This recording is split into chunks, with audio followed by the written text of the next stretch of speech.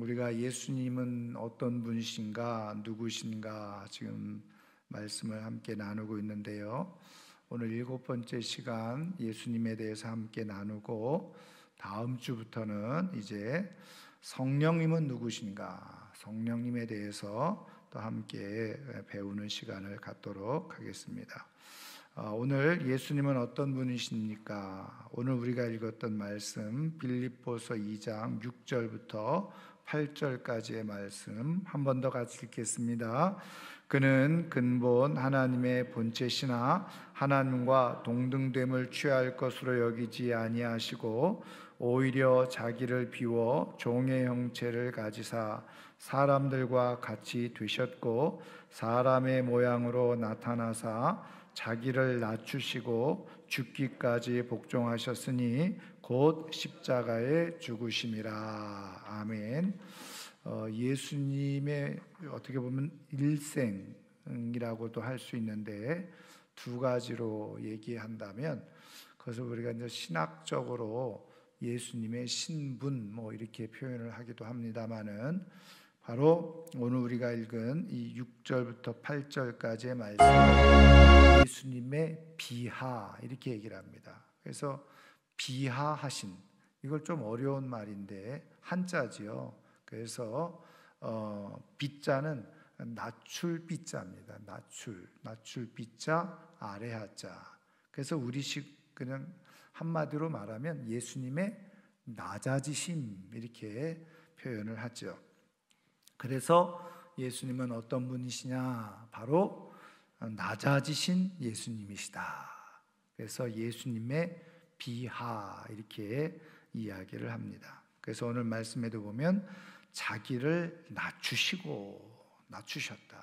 그래서 어느 정도까지 낮추셨느냐? 바로 십자가에 죽으시기까지 자신을 낮아지신 예수님이시다. 자, 그 다음에 2번 빌립보서 2장 9절부터 11절 한 번 더 읽겠습니다.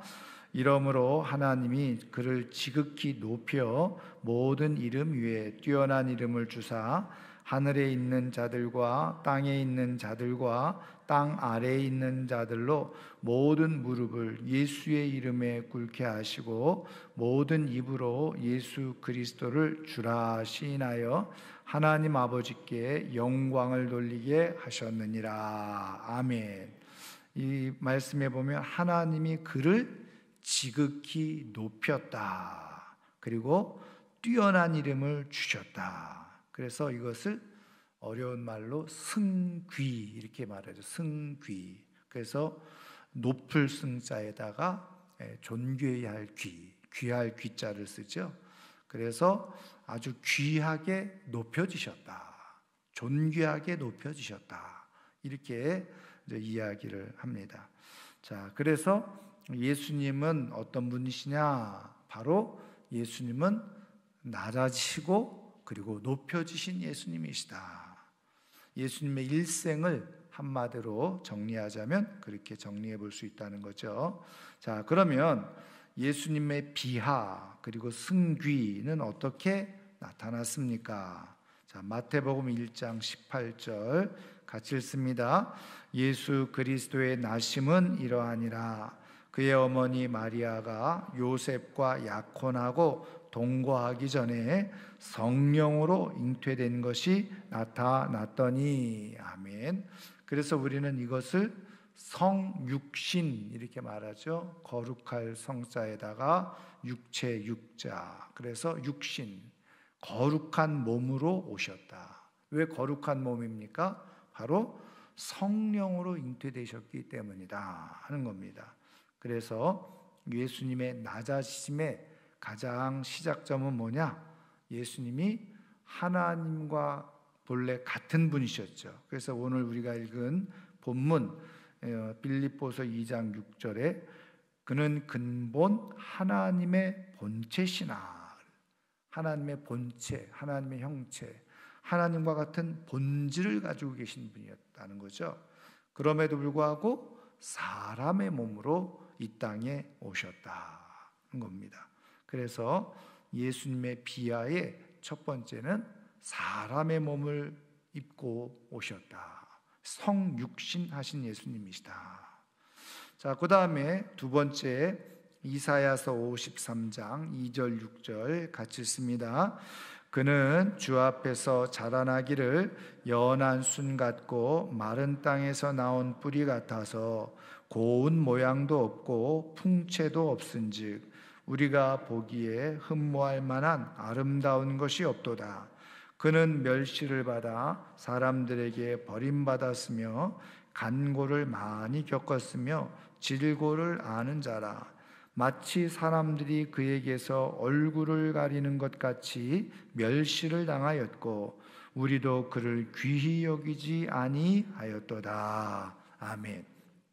이것은 이 땅에서 예수님의 모습을 아주 이사야 선지자를 통해서 하나님께서 예고해 주신 그런 좀 말씀인데, 우리는 전 흔히 잘 아는 예수님의 얼굴 그런 그림 사진을 많이 보잖아요.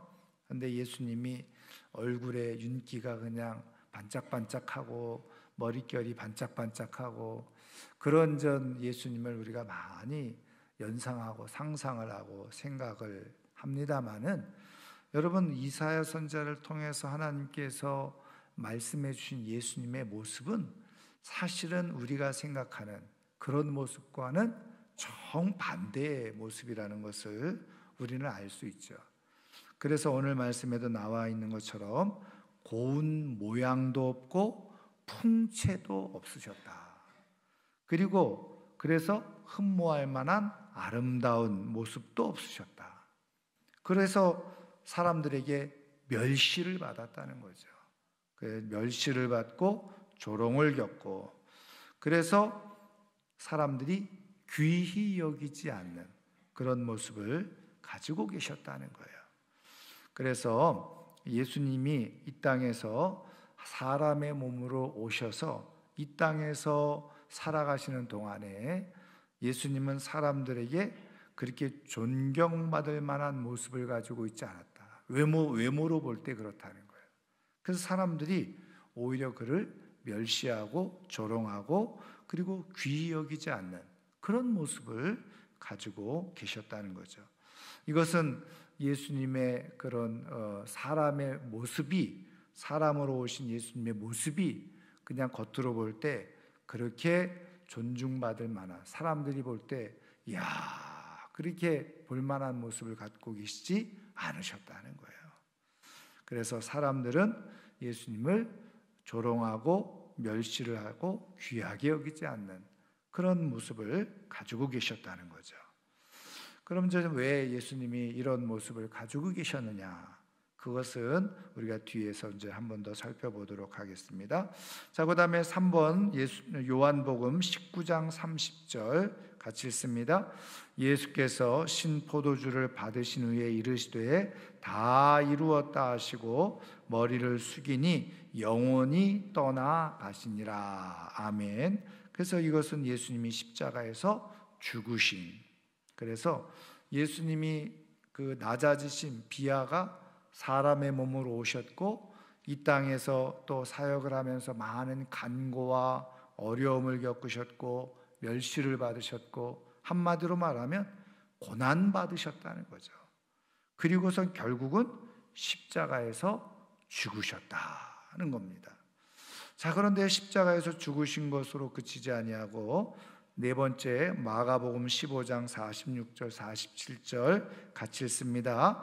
요셉이 세마포를 사서 예수를 데려다가 그것으로 싸서 바위 속 판 무덤에 넣어두고 돌을 굴려 무덤 문에 놓음에 막달라 마리아와 요새 어머니 마리아가 예수 둔 곳을 보더라. 아멘. 우리가 잘 아는 것처럼 아리마대 사람 요셉이 이제 예수님께서 십자가에서 죽으신 것을 보고 빌라도에게 요청을 하죠. 그래서 그 예수님을 자신의 무덤, 그래서 새 무덤에 그렇게 이제 모시게 되죠. 그래서 예수님이 무덤에 들어가셨다 하는 겁니다. 그래서 이것이 바로 예수님의 비하, 다시 말하면 예수님의 낮아지심, 죽으시고 무덤에까지 들어가심. 자, 그 다음에 다섯 번째, 이제 반대로 예수님의 승귀에 대해서 말씀해 주고 있는데요. 자, 고린도전서 15장 3절부터 8절 같이 읽겠습니다.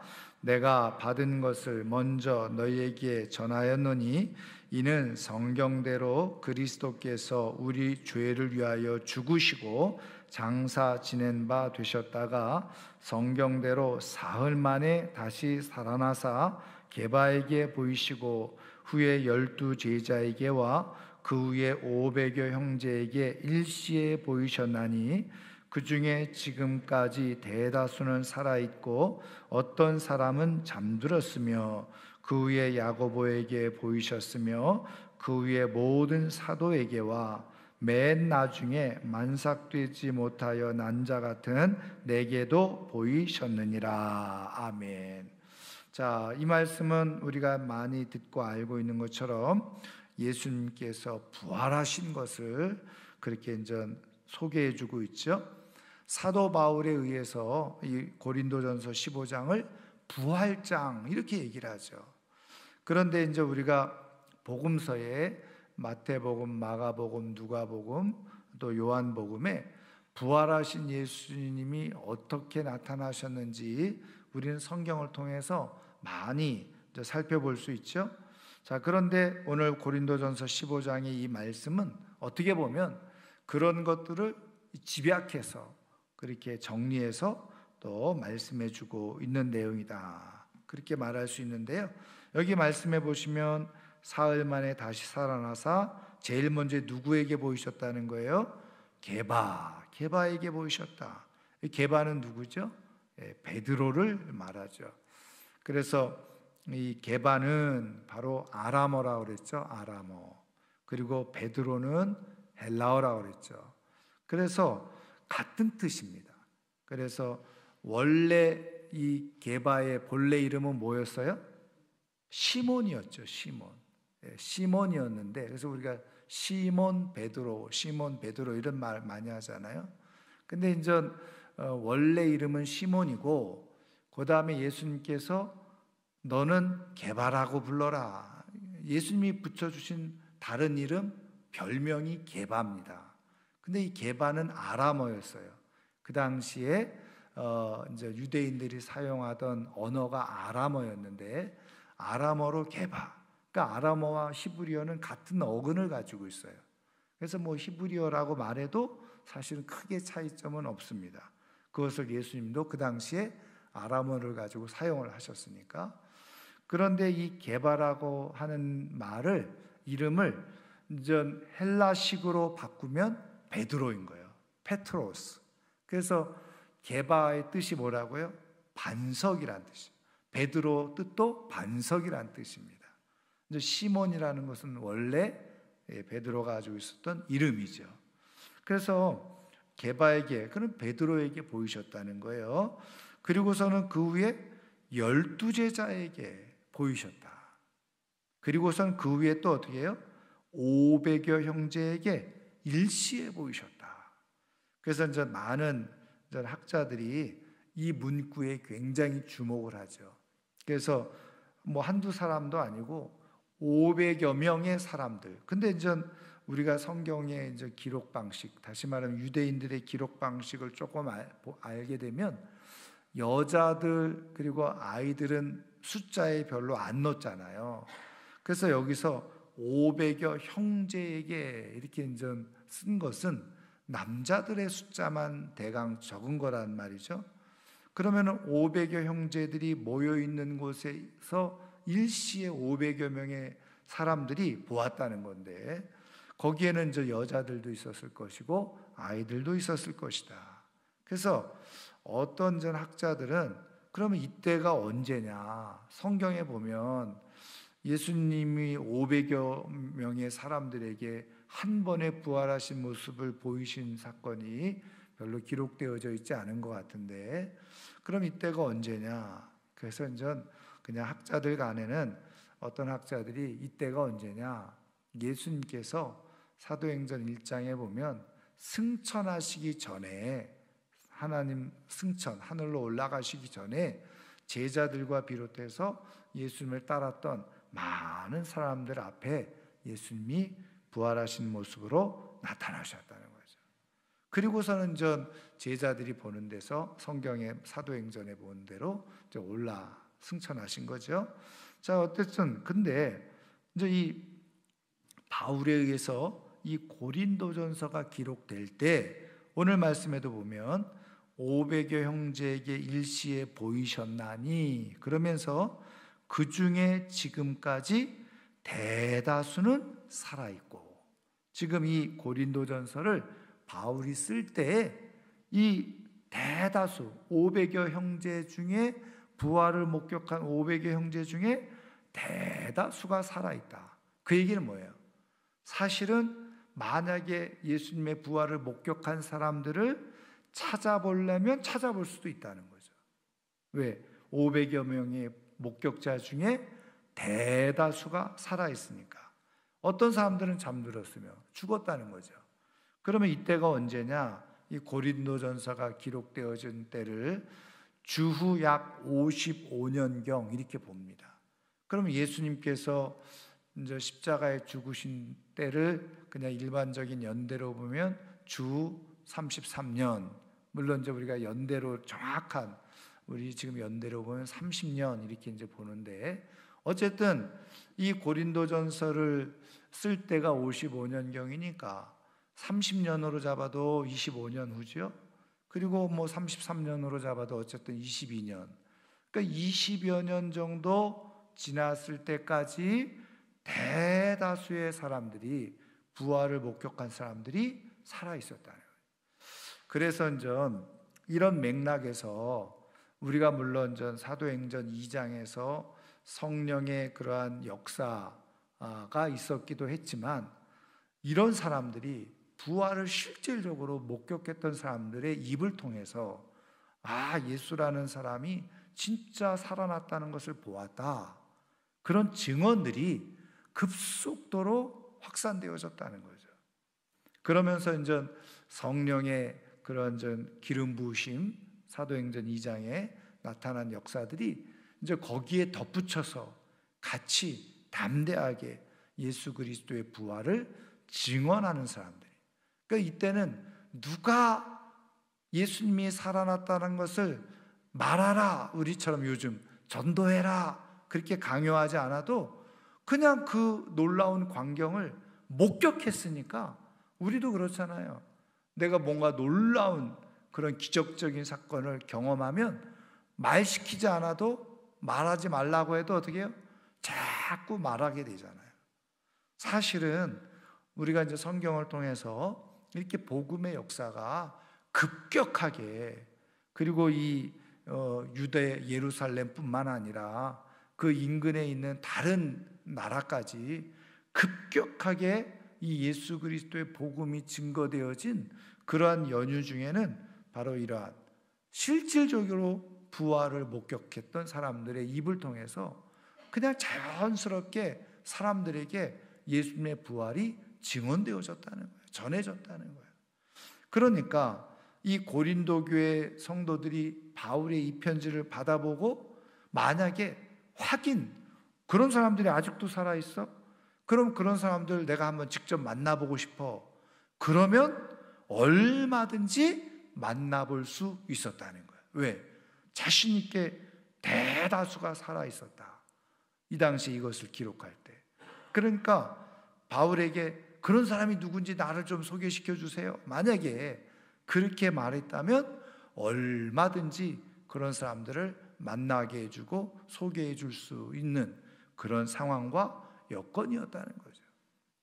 그런 의미에서 이제 많은 학자들이 이 본문이 주는 아주 강력한 예수님의 부활이 사실이라고 하는 그러한 것에 대해서 이 본문 말씀을 굉장히 중요하게 여기죠. 그러니까 예수님의 부활이 꾸며낸 이야기라든지 가짜였다면 바울이 자신 있게 이 내용을 쓸 수 있었겠냐는 거예요. 말씀드린 것처럼 사람들이 궁금해서 정말 그런 일이 어떻게 일어날 수 있지? 사도 바울에게 그런 사람 좀 만나게 해주세요. 그런 목격자들 내가 직접 한번 만나서 좀 물어봐야 되겠어요. 얼마든지 그럴 수 있잖아요. 왜? 대다수는 살아있다고 하니. 그러니까는 이 말씀처럼 사실은 부활에 대해서 강력하게 증언할 수 있는, 증거를 될 수 있는 말씀은 없다는 거예요. 물론 우리가 전 말씀드린 것처럼 복음서에 예수님의 부활에 대해서 다루고 있는 많은 내용도 있지만, 실질적으로 이렇게 500여 형제, 이거는 어떻게 거짓말을 못 하잖아요.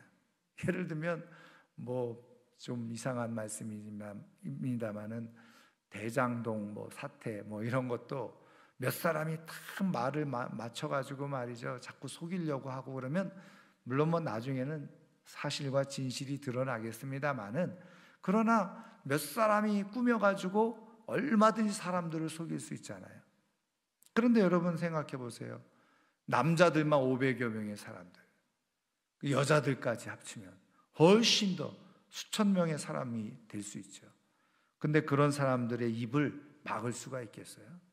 못 막는 거죠.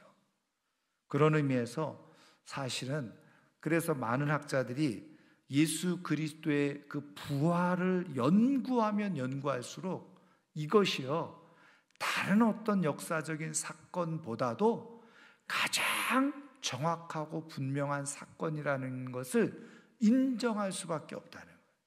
여러분, 이 기록이 2000년 전의 기록이긴 합니다만은 앞서 말씀드린 것처럼 이 당시에 대다수의 사람들이 살아있다라고 이렇게 강하게, 그리고 아주 분명하고 자신 있게 기록할 수 있는, 그렇다고 한다면 예수님의 부활이야말로 가장 정말 증명할 만한 가장 중요한 사건, 확실한 사실이라는 것을 증명할 수가 있다는 거죠. 말할 수가 있다는.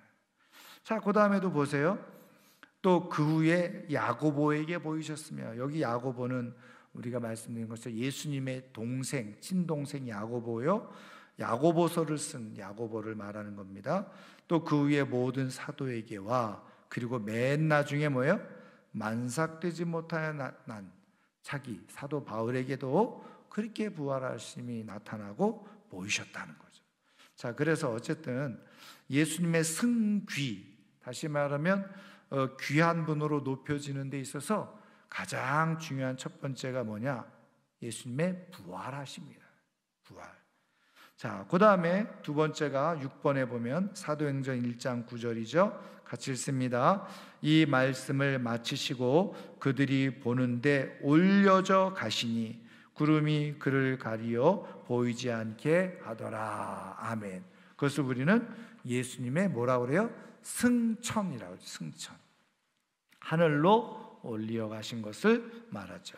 자, 그 다음에 7번 골로새서 3장 1절 말씀 같이 읽겠습니다. 그러므로 너희가 그리스도와 함께 다시 살리심을 받았으면 위의 것을 찾으라. 거기는 그리스도께서 하나님 우편에 앉아 계시느니라. 아멘. 그래서 예수님께서 부활하시고 승천, 하늘로 올라가셔서 어디에 계시느냐? 하나님 보좌 우편에 앉아 계신다. 하나님 보좌 우편에 앉아 계신다. 여러분, 그래서 예수님은 성경적인 표현대로 본다면 예수님은 어디에 계시느냐? 우리 마음속에 계신다. 이렇게 이제 우리가 많이 얘기하잖아요. 근데 성경적인 표현대로 본다면 실질적으로는 어디에요? 하나님 보좌 우편에 계시는 거예요. 근데 예수님이 또 너희 안에 있다 이렇게 말씀하시잖아요. 그때 그 예수님은 어떤 분이냐? 영으로, 하나님의 영, 예수님의 영이신 성령으로 우리 안에 거주하십니다. 그래서 예수님은 하나님 우편에 지금 앉아 계시고 예수님의 영이신 성령님이 우리 안에 내주하고 계시는 거죠. 우리가 그렇게 조금 구분을 하면 좋겠어요. 여러분, 그런데 예수님이 앉아 계신다 이렇게 얘기를 했는데, 여러분 사도행전 7장을 읽어보면 우리가 잘 아는 스데반 집사님이 돌에 맞아서 순교를 하잖아요. 근데 순교하실 때 이 스데반 집사님이 뭘 봤어요? 하나님 보좌 우편에 서 계신 예수님을 보았다. 한번 찾아볼까요? 자, 한번 사도행전 한번 찾아보세요. 사도행전 7장. 자, 사도행전 7장을 한번 보세요. 자, 57장 55절입니다. 7장 55절 찾으셨어요? 199페이지입니다. 신약성경. 자, 55절 한번 55절 56절 같이 읽어보겠습니다. 스데반이 성령 충만하여 하늘을 우러러 주목하여 하나님의 영광과 및 예수께서 하나님 우편에 서신 것을 보고 말하되 보라 하늘이 열리고 인자가 하나님 우편에 서신 것을 보노라 한대 그랬어요. 여러분, 아니 예수님이 본래는 하나님 보좌 우편에 어떻게 했어요? 앉아 계시는데 스데반 집사님은 어떻게 하고 계신 걸 본 거예요? 서 계신 예수님을 보았다. 여러분, 뭐 앉아있든 서있든 그게 뭐가 중요하냐. 근데 어쨌든 학자들은 이 내용을 재밌게라기보다 굉장히 의미 있게 그렇게 해석을 해놓죠. 그건 뭐냐? 원래 예수님이 하나님 보좌 우편에 앉아 계셨다는 거예요. 그런데 성령 충만한 스데반이 그냥 사람들이 살기가 등등해가지고 예수님이 스데반이 실수하는 것만 그냥 다 눈이 벌게가지고 막 죽이려고 그러는 상황 가운데서도 스데반 집사님이 담대하게 복음을 전하는 그 모습을 보신 예수님이 앉아있다가 벌떡 일어나셨다는 거예요. 그것은 어떤 표현이냐? 그 스데반 집사님에 대한 그런 아주 뭐라고 표현하느냐? 그냥 예수님의 마음에 큰 감동을, 야, 예수님이 이 땅에서 사역하시면서도 내가 이만한 믿음을 보지 못했다. 이렇게. 그래서 스데반 집사님의 그 담대한 모습을 보고 예수님이 감동을 받아서 그 자리에서 박차고 일어나셨다는 거예요. 그래서 스데반 집사님은 앉아있는 예수님을 본 게 아니라 서 계신 예수님을 보았다. 서 계신 예수님을 보았다. 자, 어쨌든 여러분, 예수님은 하나님 보좌 우편에 앉아 계셨습니다. 저는 그런 기대와 소망 한번 우리가 가져볼 만도 하죠. 스데반 집사님처럼 정말 우리가 하나님 앞에 우리 주님이 정말 놀랄 만한 그런 믿음의 모습을 가져서 우리 영적인 눈이 착 열려지고 정말 예수님이 보좌 우편에서 서 계신 나를 바라보면서 응시하면서 이야, 정말 예수님도 감동할 만한 그런 믿음의 모습을 가질 수 있다고 한다면 그 인생은 가장 최고의 영광스러운 인생 아니겠어요? 저는 우리 보좌 우편에 앉아 계신 예수님을 보는 것도 영광이고 축복인데 우리들의 그런 영적 신앙적 모습을 보고 벌떡 일어나서 이야, 정말 광진교회 대단하다, 그렇게 감동하실 만한 그런 믿음의 역사가 우리 가운데 있기를 주님의 이름으로 축원합니다. 그게 얼마나 영광스러워요. 그래서 예수님은 승귀 오르셔서 승천하셔서 하나님 보호자 우편에 앉으셨다.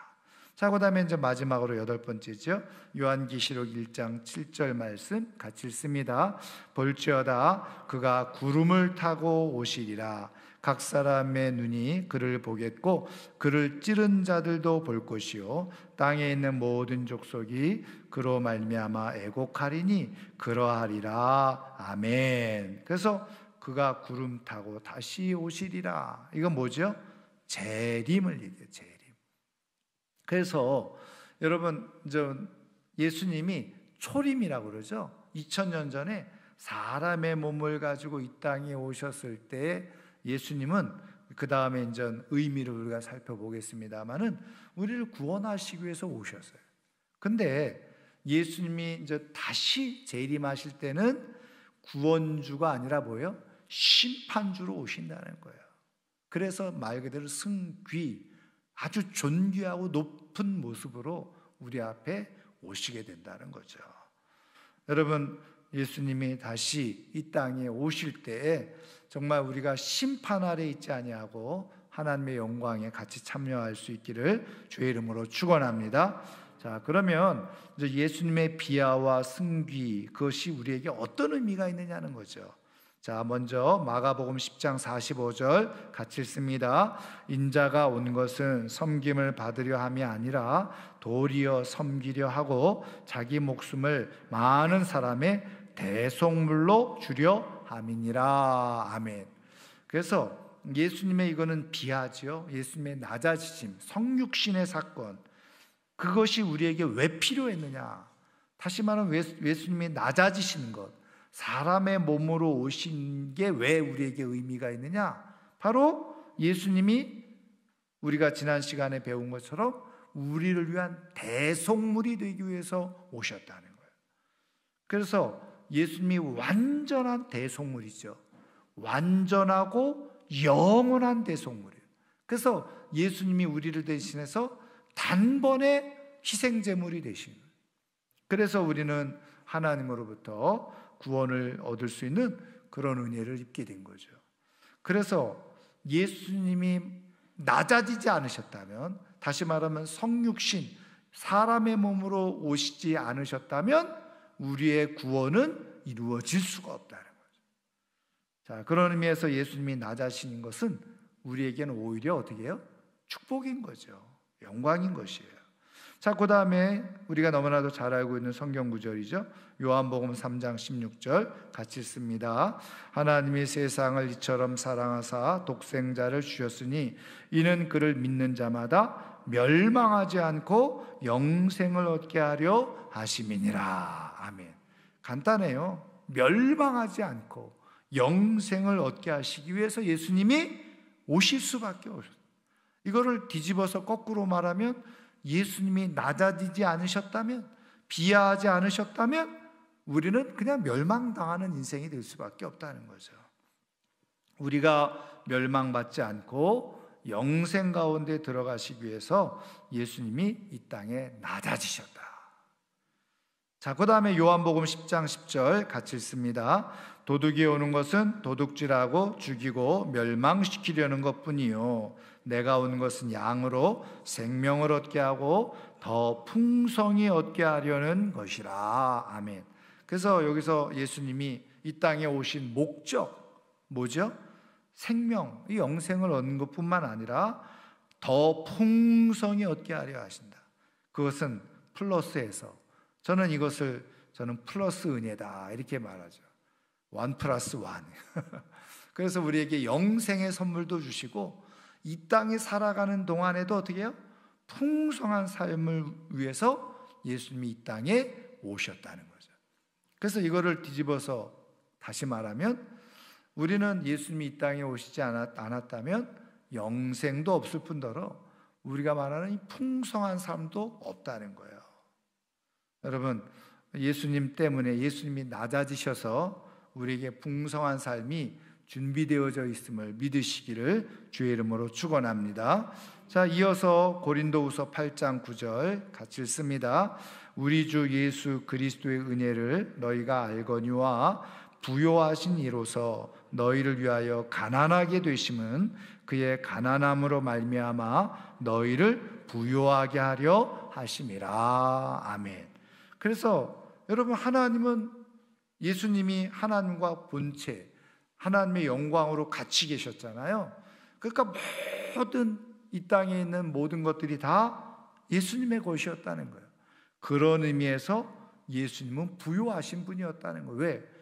이 세상에 있는 모든 것들이 다 예수님의 것이었으니까. 사람들이 중요하게 여기는 은금, 보석 다 그거 주님의 것이잖아요. 그러니까 주님은 원래 부요하신 분이었다는 거예요. 그런데 이 땅에 낮아지셔서 어떻게 되셨다고요? 아무것도 가진 것이 없는 그런 분처럼 되셨다. 그래서 사람들이 내가 예수님을 좀 따르겠습니다. 그럴 때 예수님이 뭐라고 그러셨어요? 여우도 굴이 있고 새도 제 집이 있지만 나는 머리 둘 곳이 없다. 예수님이 그렇게 말씀하셨어요. 그 얘기는 뭐예요? 야, 내가 이렇게 아무것도 없고 가진 것도 없는데 가난한데 나를 따를 자신이 있겠냐? 그런 의미의 말씀인 거죠. 그런데 바울은 예수님이 왜 부유하신 분이 왜 이렇게 가난한 모습으로 이 땅에 오셨느냐? 역설적이죠. 그의 가난하게 되심이 우리를 어떻게 해요? 부유하게 하시기 위해서라는 거예요. 여러분, 이 영적 비밀을 정말 잘 깨닫고 우리를 부유하게 하시기 위해서 오신 예수님, 그 예수님을 제대로 믿어서 우리의 삶에 말씀한 것처럼 풍성함과 부요함을 누리며 살아가기를 주님의 이름으로 축원합니다. 그래서 제가 여러 번 말씀드렸습니다마는 여러분, 우리나라 초기에 기독교가 전래되어졌을 때 어떤 사람들이 예수님을 많이 믿었을까요? 물론 뭐 똑똑하고 잘난 사람들도 믿었겠지만, 그런데 우리 기독교 역사 속에 보면 그런 사람들도 있었고, 그러나 대부분의 사람들은 사실은 가난하고 힘없는 사람들이 예수님을 많이 믿었어요. 그런데 정말 예수님을 믿다 보니까 반전이 일어나기 시작한 거죠. 그런 사람들이 정말 더 풍요로운 삶이 되어지고 부유한 삶이 되어지고, 그게 한국 기독교 역사 속에 나타났던 아주 그러한 반전의 역사예요. 중요한 역사예요. 저희 집안 얘기를 한번 제가 예전에도 드렸던 적이 있습니다만은 뭐 저는 눈으로 보지 않았으니까 모르겠지만 제 어쨌든 선친의 고향에서 내노라 하는 부자였다는 거예요. 그냥 그 일대의 모든 땅이 다. 그래서 이제 저희 할아버지 일찍 돌아가시고, 그런데 저희 아버지가 그 땅을 일부를 상속받았었대요. 저도 몇 년 전에 처음 듣는 얘기를 제가 들었어요. 그래가지고 후손들에게 그 땅을 다 나눠줬는데 저희 아버지도 받으셨다네요. 근데 지금으로부터 한 7, 80년 전 그때 받았는데 그때 땅값이 3천만 원이었대요. 그러면 지금 한번 생각, 7, 80, 한 5, 60년 전 되겠죠. 근데 그때 3천만 원 땅을 팔았더니 3천만 원. 지금으로 계산하면 뭐 수십억 되지 않았겠어요?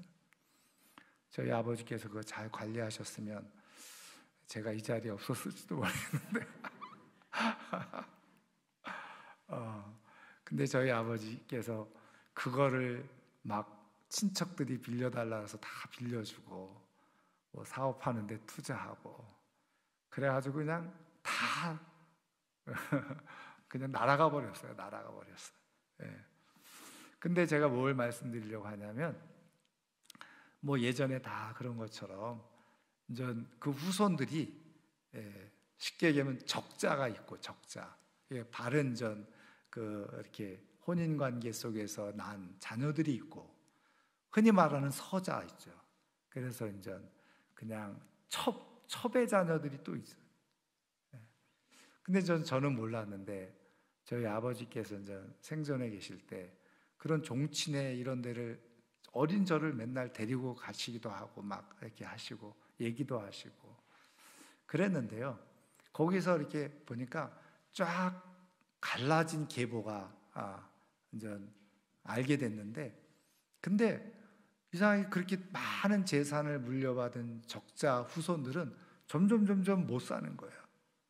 그리고 거꾸로 첩에서 난 후손들은 점점 잘 되는 거예요. 그래서 왜 그런가 하고 제가 나름대로 살펴봤죠. 그랬더니 죄송하지만 첩의 후손들은 서러움도 있고 막 이러니까 예수를 믿은 거야. 그래서 예수를 잘 믿어서 진짜 뭐 잘 되는 그런 일이 일어나요. 근데 이제 이쪽 적자라고 말하는 후손들은 이제 가진 게 이제 돈이잖아요. 예.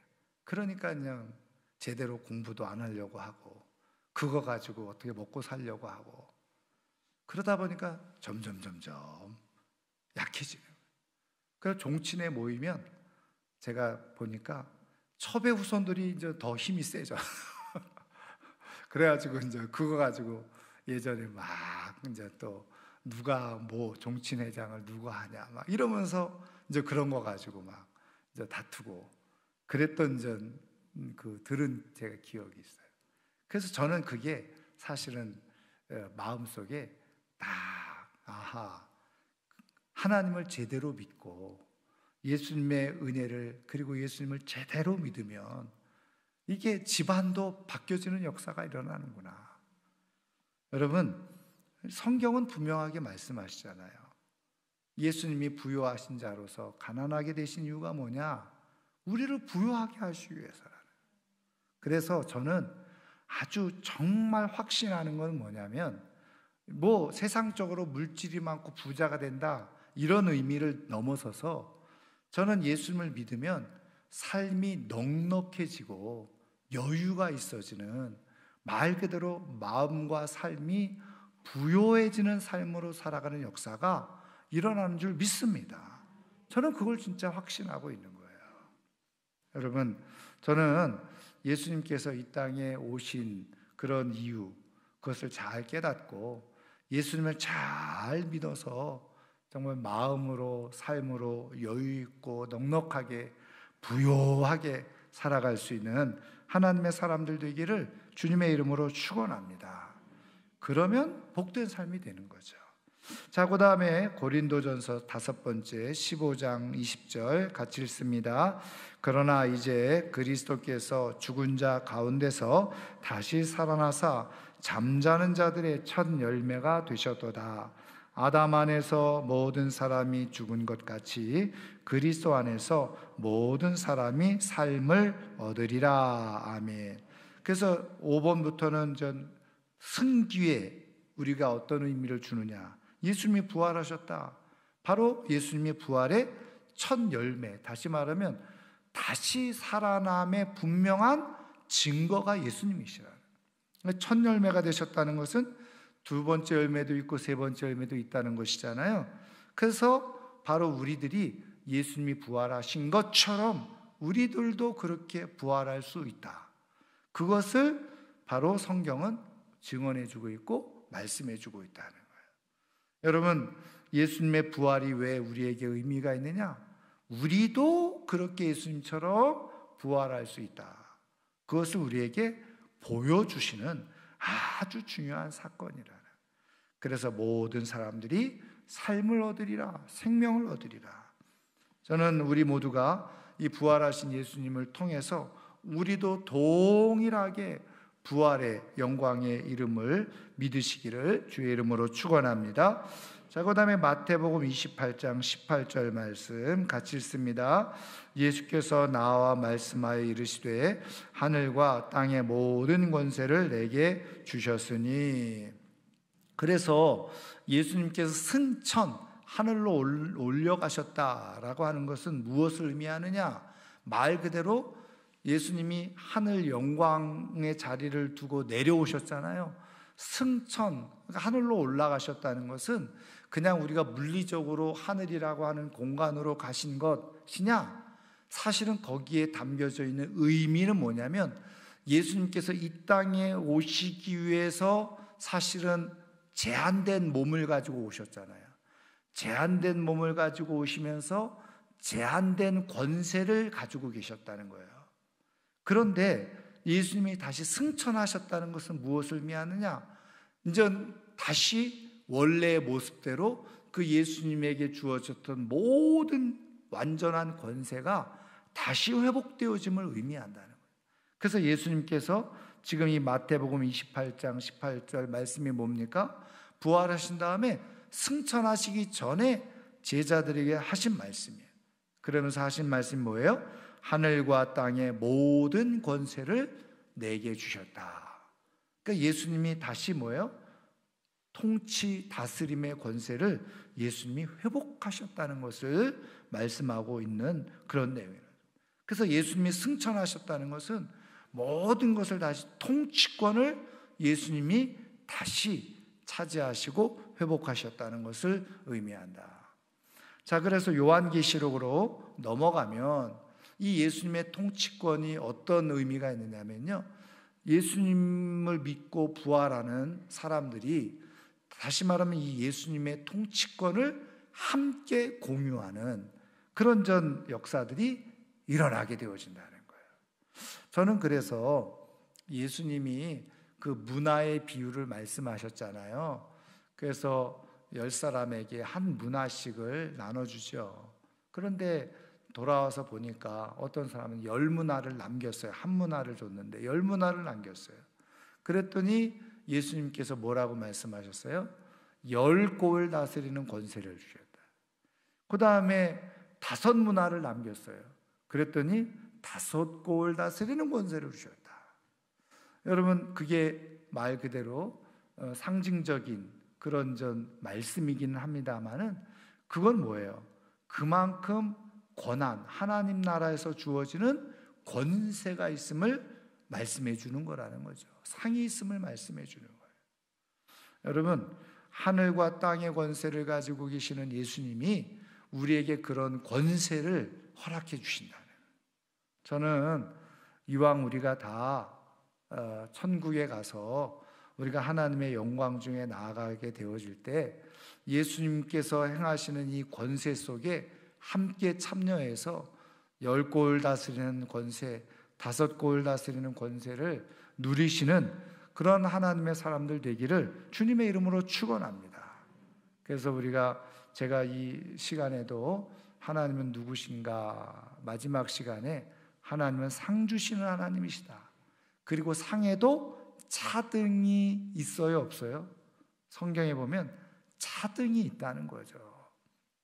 그런 것들을 우리가 잘 살피면 지금 예수님을 통해서 하늘의 권세, 그것을 우리가 누리는 역사가 일어나게 되어지는 거예요. 여러분, 이 놀라운 영적 비밀들을 잘 깨닫고 이 땅에서 뭐 대통령 되고 이런 거 좋죠. 할 수 있으면, 그리고 그렇게 봉사할 수 있으면 좋아요.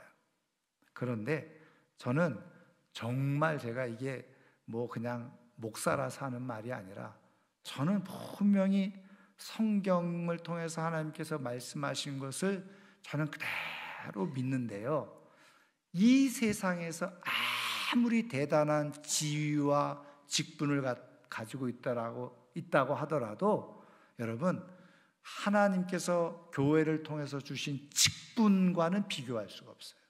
왜 그런지 아세요? 여러분, 이 땅에서 지위와 직분은 이 땅에서만 행사가 되는 거잖아요. 국회의원 직분 4년 끝나면 거기서 국회의원 안 되면 끝나는 거예요. 대통령 5년 하고 나면 끝나버리잖아요. 그런데 보세요. 여러분, 하나님으로부터 주어진 이 직분은 어디에서까지? 하나님 나라에까지, 영광에까지 이어지는 거예요. 여러분, 이런 권세가 어디 있어요? 이런 축복이 어디 있어요? 그래서 여러분, 교회로부터 받은 이 직분을 다시 말씀드리지만 가볍게 여기거나 우습게 여기거나 세상과 비교해서 보잘것없이 여기면 벌 받습니다. 차라리 그런 사람들은 직분을 안 받는 게 나아요. 왜? 제가 여러 번 말씀드렸잖아요. 여러분, 예수님의 제자 중에 누가 있어요? 예수님의 제자 중에, 12제자 중에 가룟 유다.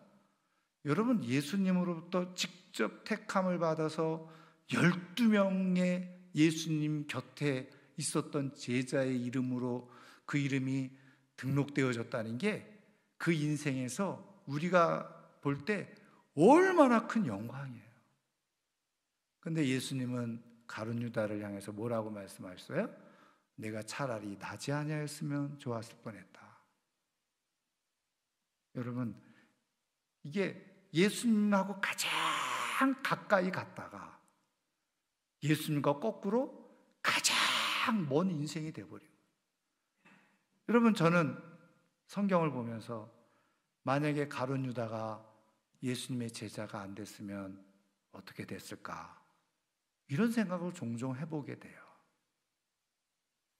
여러분, 가룟 유다는 가장 최고의 영광과 그리고 축복의 기회의 자리에 있다가 거기서 어떻게 해요?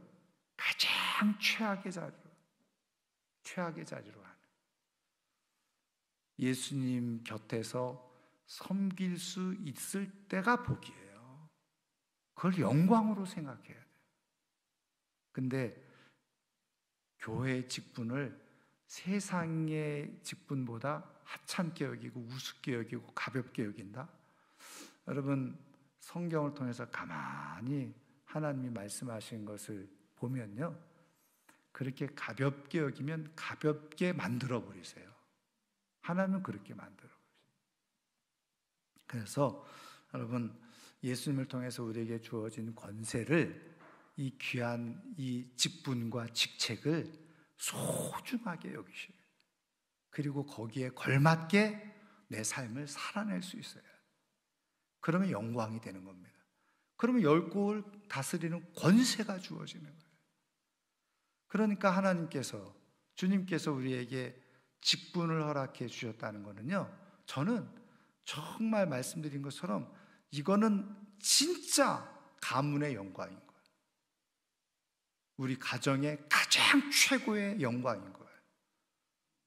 여러분, 영광이 영광되게 하세요.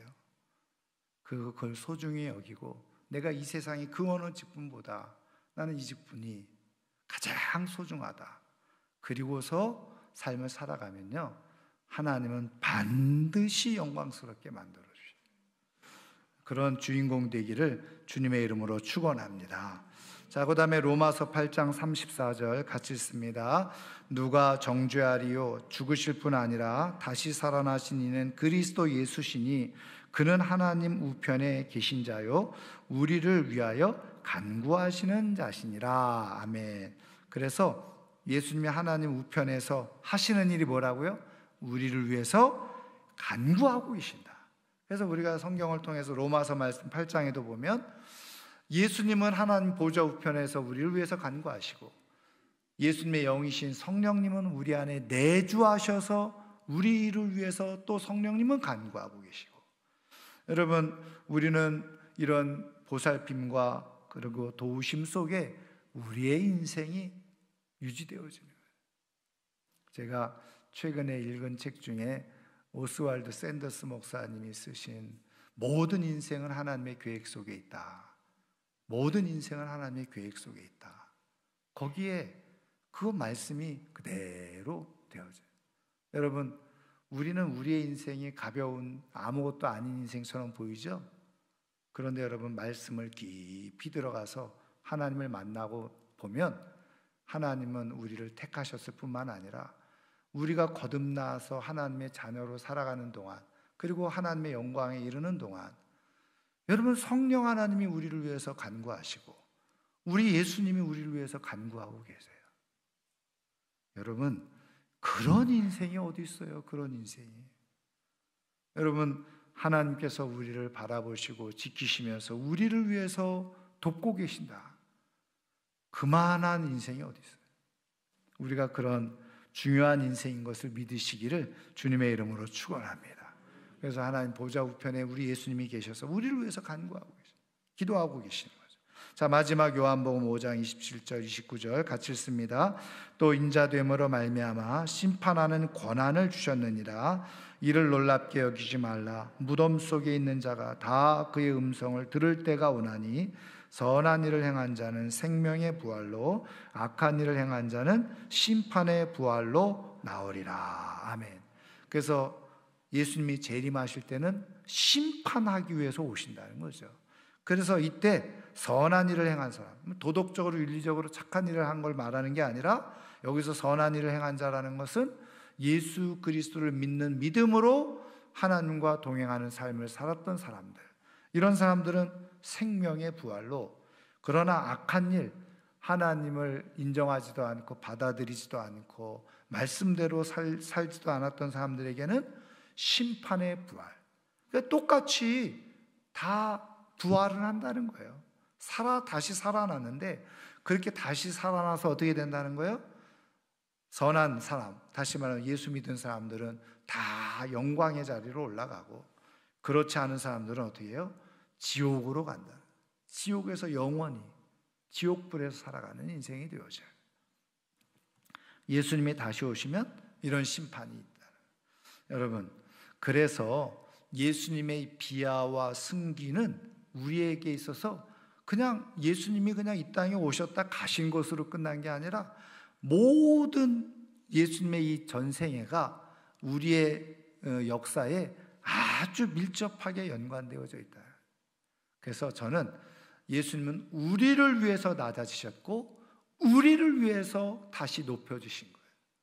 여러분, 예수님의 낮아지심과 높아지심 속에 바로 내가 있다는 사실, 나를 위해서 이 땅에 오셨고 나를 위해서 올라가셨다는 사실을 기억하고 이 예수님의 은혜와 사랑을 깊이 기억하는 가운데 흐트러짐이 없이 믿음으로 승리하며 살아갈 수 있는 우리 모두가 될 수 있기를 주님의 이름으로 축원합니다.